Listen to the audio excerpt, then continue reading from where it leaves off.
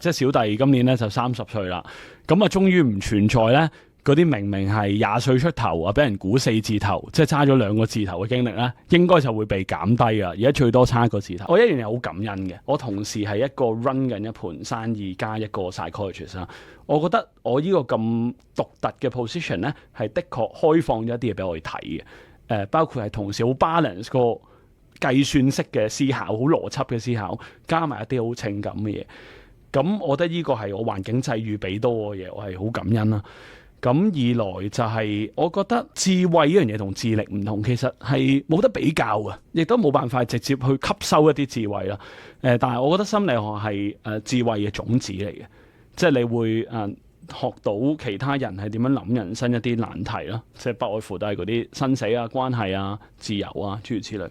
有陣時候你會同自己人生經歷有共鳴，跟住發展到一啲自己嘅智慧。咁我覺得呢啲係喺我自己20零歲發生嘅嘢啦。我唔知30零歲會點啦，亦都冇辦法去諗啦。咁但係期待可以繼續同大家去同行。